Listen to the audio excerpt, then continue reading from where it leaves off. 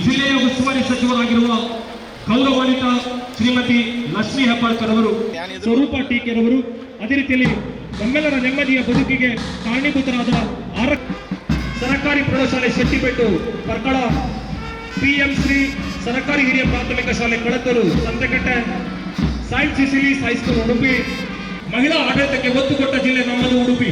ಈ ಜಿಲ್ಲೆಯ ಉಸ್ತುವಾರಿ ಸಚಿವರು ಓರ್ವ ನಾರಿಯಾಗಿ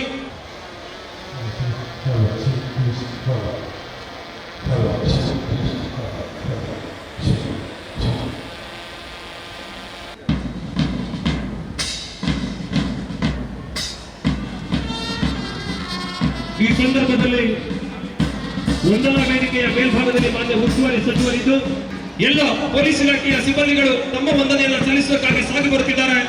ಕಾರ್ತಿಕ್ KP ಇವರ ನೇತೃತ್ವದಲ್ಲಿ ಆ ಬಳಿಕದಲ್ಲಿ Poornaprajna college Udupi, NCC army Suman ಶರ್ಮರವರ ನೇತೃತ್ವದ ಮೇಲೆ ವಂದನೆಯನ್ನು ಸಲ್ಲಿಸುವುದಕ್ಕಾಗಿ ಸಾಗಿ ಬರುತ್ತಿದ್ದು, ತದ ಬಳಿಕದಲ್ಲಿ ವಿದ್ಯಾರ್ಥಿ ಜೀವನದಲ್ಲಿ ಅದೆಷ್ಟು ಆಸೆ ಆಕಾಂಕ್ಷೆಗಳನ್ನು ಹೊತ್ತು ಮಹಿಳಾ ನಾಗರಿಕ ಪೊಲೀಸ್ ತಂಡ, ತದ ಬಳಿಕದಲ್ಲಿ ಆದರ್ಶ ದೇವಣ್ಣ ನಾಯಕ್ ಇವರ ನೇತೃತ್ವದಲ್ಲಿ ಸಾಗಿ ಬರುತ್ತಿರುವ ಪುರುಷರ ನಾಗರಿಕ ಪೊಲೀಸ್ ತಂಡ, ರೋಶನಿರವರ ನಾಯಕತ್ವದ ಮೇಲೆ ಸರ್ಕಾರಿ ಮಾದರಿ ಹಿರಿಯ ಪ್ರಾಥಮಿಕ ಶಾಲೆ ಒಳಗಾಡಿನ ಸೇವಾದಳ ತಂಡ ಮಾನ್ಯ ಉಸ್ತುವಾರಿ ಸಚಿವರಿಗೆ ತಮ್ಮ ವಂದನೆಯನ್ನು ಸಲ್ಲಿಸಿಕೊಂಡು, ತದ ಬಳಿಕದಲ್ಲಿ ಸರ್ಕಾರಿ ಸಂಯುಕ್ತ ಪ್ರೌಢಶಾಲೆ ಅಧ್ಯಯನ ಕಾಡಿನ ತಂಡ ಶೋಧನವರ ನಾಯಕತ್ವ.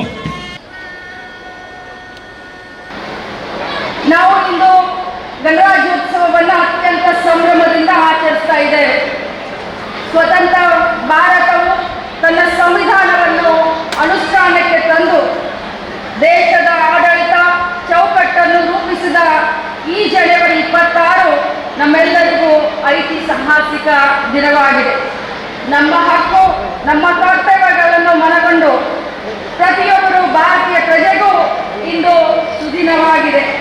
ಉನ್ನತ ಪ್ರಜಾಪ್ರಭುತ್ವದ ಆಶಯದ ನಮ್ಮ ಸಂವಿಧಾನ ವ್ಯವಸ್ಥೆಯಲ್ಲಿ ಎಲ್ಲರಿಗೂ ಸಾಮಾಜಿಕ ನ್ಯಾಯ, ವಾಕ್ ಸ್ವಾತಂತ್ರ್ಯ ಹಾಗೂ ಅಭಿವ್ಯಕ್ತಿ ಸ್ವಾತಂತ್ರ್ಯವನ್ನು ಲಿಂಗ, ಭಾಷೆ, ಧರ್ಮ, ಜನಾಂಗ, ಜನ್ಮಸ್ಥಳ ಯಾವುದೇ ಭೇದ ಭಾವವಿಲ್ಲದೆ ಸಮಾನ ಅವಕಾಶವನ್ನು ನಮ್ಮ ಸಂವಿಧಾನದಲ್ಲಿ ನೀಡಲಾಗಿದೆ.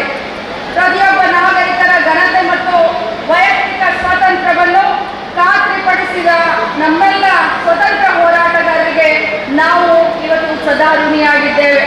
ನಮ್ಮ ದೇಶದ ಹಿರಿಯರು ಹಾಗೂ ಮಹಾತ್ಮರ ಕಾರ್ಯವನ್ನು ನಾವು ಅತ್ಯಂತ ಕೃತಜ್ಞತೆಯಿಂದ ಇವತ್ತು ನಾವು ನಮಗೆ ನೆನಪಿಸಿಕೊಳ್ಳೋಣ. ಎಲ್ಲದಕ್ಕಿಂತ ಹೆಚ್ಚಾಗಿ ನಾವು ಇಲ್ಲಿಯವರೆಗೆ ನಡೆಸಿದ ಅಭಿವೃದ್ಧಿ ಕಾರ್ಯ ಹಾಗೂ ಮುಂದೆ ಸಾಗಬೇಕಾದ ದಾರಿಯ ಬಗ್ಗೆ ಆತ್ಮಾವಲೋಕನ ಮಾಡಿಕೊಳ್ಳುವ ಸಮಯ ಇದಾಗಿದೆ. ಅಹಿಂಸೆ ಮತ್ತು ಸತ್ಯದ ಮಾರ್ಗವನ್ನು ಅನುಸರಿಸುವ ಮೂಲಕ ನಮ್ಮ ದೇಶ ಸ್ವತಂತ್ರವನ್ನು ಪಡೆಯಿತು. ಸ್ವತಂತ್ರ ರಾಷ್ಟ್ರವಾಗಿ ನಾವು ನಮ್ಮೆಲ್ಲ ಕಾರ್ಯಗಳಲ್ಲಿ ಅದನ್ನೇ ಅನುಸರಿಸಬೇಕು. ನೈತಿಕ ಮೌಲ್ಯಗಳು ಹಾಗೂ ಸಾಮಾಜಿಕ ನ್ಯಾಯದ ಆಧಾರದ ಮೇಲೆ ಸಾಮಾಜಿಕ, ಆರ್ಥಿಕ, ಆಡಳಿತ, ರಾಜಕೀಯ ಚಟುವಟಿಕೆಗಳ ಕಾರ್ಯಗಳನ್ನು ಮುಂದುವರಿಸಬೇಕು. ದೇಶದ ನಾಗರಿಕರಾಗಿ ಭವ್ಯ ಪರಂಪರೆ, ಸಂಸ್ಕೃತಿ ಇವುಗಳನ್ನು ಉಳಿಸಿ ಬೆಳೆಸಿಕೊಂಡು ಹೋಗುವತ್ತ ನಾವೆಲ್ಲರೂ ಕಾರ್ಯಪ್ರವೃತ್ತರಾಗಬೇಕು. ಜಾತಿ, ಭಾಷೆ, ಪಂಗಡ, ಸಂಕುಚಿತ ಮನೋಭಾವನೆಯಿಂದ ಹೊರಬಂದು ಸ್ನೇಹ ಹಾಗೂ ಸೌಹಾರ್ದಯುತ ವಾತಾವರಣ ಸೃಷ್ಟಿಸಿ ಒಗ್ಗಟ್ಟು ಮತ್ತು ಐಕ್ಯತೆಯನ್ನು ಕಾಪಾಡ